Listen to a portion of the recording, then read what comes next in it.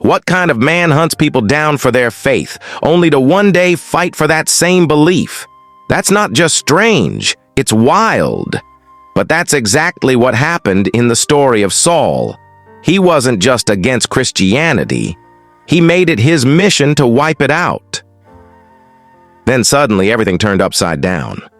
In this video from Story of Grace, you'll witness a journey from hate to hope, from fear to faith.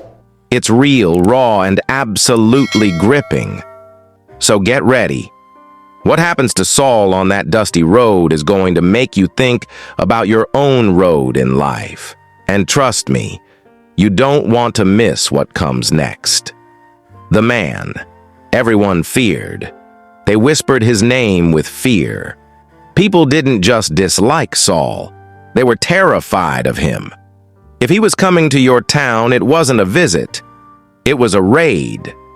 Saul was the guy knocking down doors, pulling out men and women, and locking them up for following Jesus. Nobody wanted to be in his path. He wasn't bluffing. He meant every step he took. Imagine waking up every day knowing someone like Saul was hunting for people like you. That's real fear. Now picture this. You're doing everything you believe is right. You're following your traditions, your religion, your culture. Saul believed he was on the right side. He had the education, he had the background, and he thought Jesus and his followers were dangerous. So he made it his job to crush them. And not quietly. He was loud about it. He wasn't just speaking out against them. He was leading the charge to shut them down. With every arrest, he thought he was doing God a favor. That level of passion, mixed with that level of misunderstanding, that's a dangerous combo. And it made Saul the most feared man among early Christians. No one challenged him, no one stopped him, until one moment changed it all. The road to Damascus. Everything was going to plan. Saul had letters from the high priest, full authority to arrest more followers of Jesus in Damascus. Fired up and ready, he set out. Then, out of nowhere, a blinding light from heaven struck him, right in the middle of the road. It knocked him to the ground and left him blind. As he lay there, stunned and helpless, a voice called his name. "Saul, Saul, why are you persecuting me?" This wasn't just a voice, it was something divine. All Saul could manage was, "Who are you, Lord?" The reply came, "I am Jesus, the one you are persecuting." That moment flipped his entire world. The hunter was stopped by the one he hunted. He couldn't see, not physically, not spiritually. His power vanished. He had to be led by hand into Damascus, broken and silent. And in that stillness, something deeper began to shift. The man who once moved with certainty was now facing a whole new reality. Meeting Ananias, God could have left Saul there in the dark, but he had other plans. And those plans included a man named Ananias. Ananias was a believer, and he wasn't a fan of Saul. Picture being asked to show kindness to someone who'd been hunting your friends. It doesn't get more uncomfortable than that. Imagine being told by God to go find the person who's been destroying your community. That doesn't sound like a good day. Ananias pushed back. He said, "God, this guy is dangerous. He's hurting us." But God said something powerful. "He is my chosen instrument." So Ananias obeyed. He found Saul. He walked into that room, stood in front of the man who caused so much pain, and he called him Brother Saul. He laid hands on him and prayed, and just like that, something like scales fell from Saul's eyes. He could see again. He stood up, got baptized, and started eating. His strength came back. But it wasn't just his physical strength. Something deeper had been restored. Something new had begun. Saul wasn't just seeing the world with his eyes. He was seeing it with a new heart. A brand new man. Just imagine the confusion. One minute Saul was throwing people in prison. The next, he was standing in front of crowds, preaching that Jesus was the Son of God. People didn't know what to think. That's not the kind of switch people make overnight. Or is it? The same people who feared him now had to decide if they could trust him. Was it real? Was it a trap? But the more Saul spoke, the more they realized this wasn't fake. He wasn't acting. He was changed. He didn't wait years to figure it out. He jumped right into action. In Damascus, he preached with boldness. He spoke with the same fire he used to persecute, but now it was aimed at spreading the truth. That boldness made people listen.